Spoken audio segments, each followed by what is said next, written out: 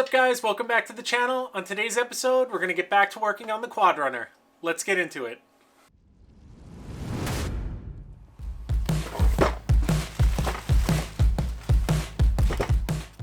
So, 2 videos ago, you saw me disassemble and make a list of all the parts that were broken on this quad. And on today's episode, we're going to go through and put it all back together. I got everything in this past week. I just unboxed it all, and everything looks like it's correct. So we're going to jump to the rear of the quad to start this out.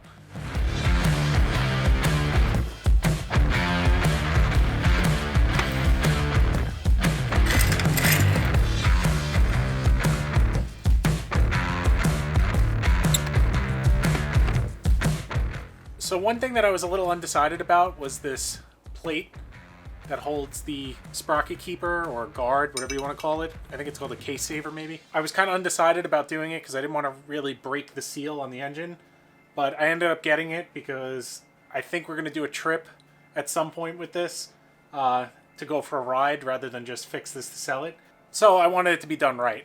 So I'm going to get to pulling this off and see what it entails. Hopefully it doesn't screw me out of getting to maybe start this thing today.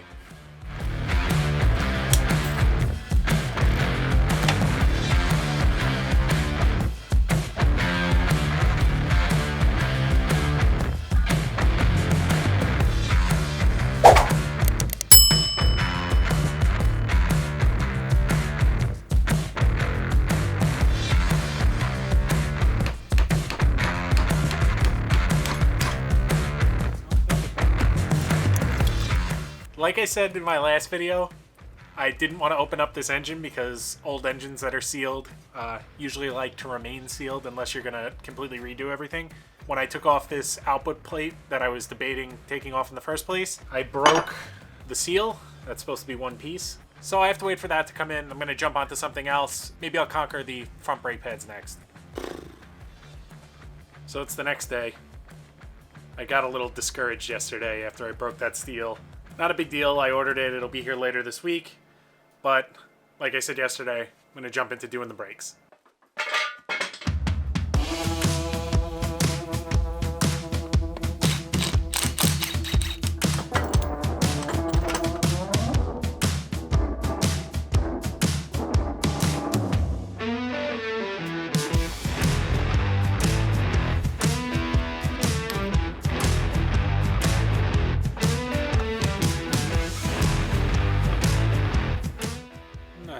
Shot.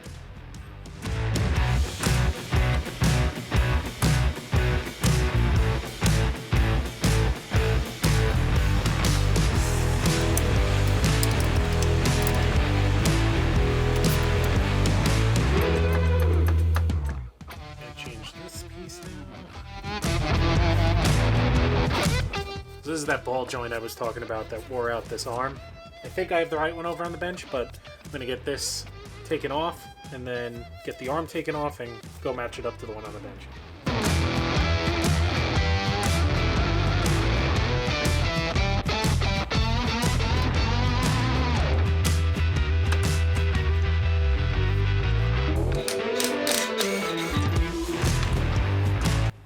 Looks like the same one. Oh, I guess I bought the wrong ball joints.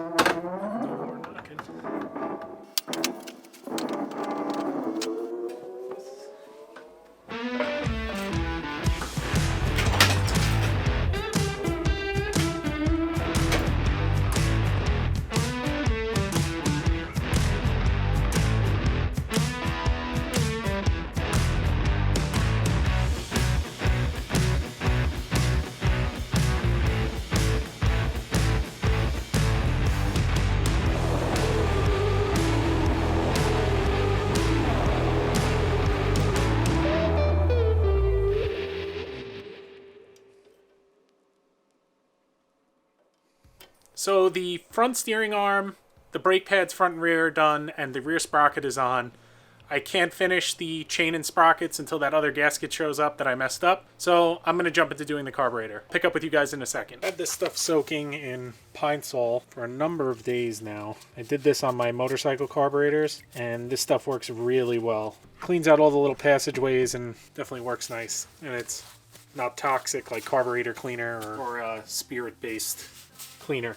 What's really important is you get down in here and get out all this old dried up fuel and sediment, because if this gets sucked back up into the carburetor, all this work is for nothing.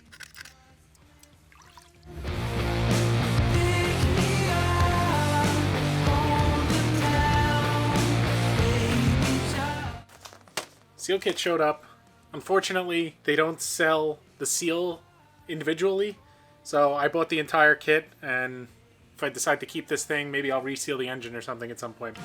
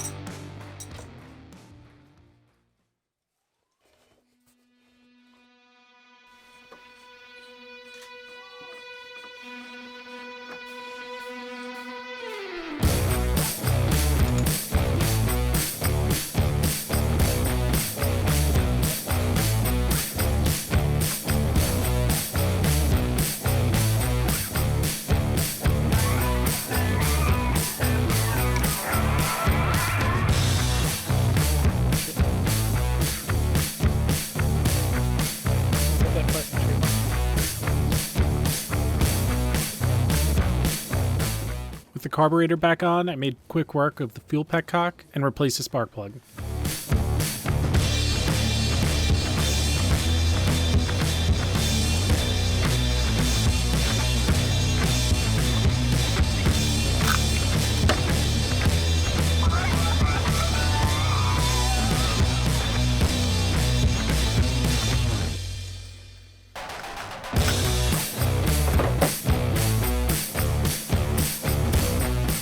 Next up, I installed the new battery so I wouldn't have to pull start this thing, and then I got to fixing the plastics.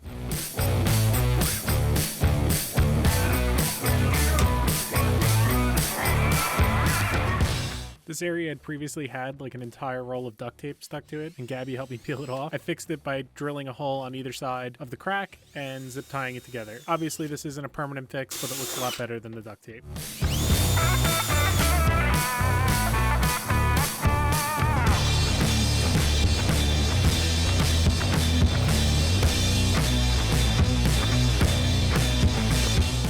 With all the work complete, it was time to try and start it up.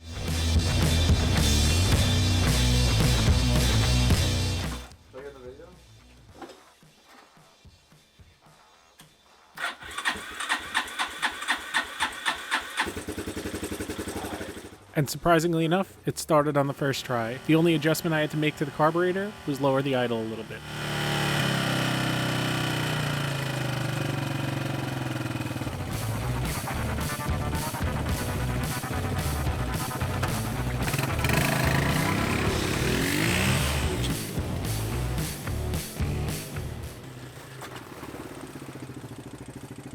Definitely works.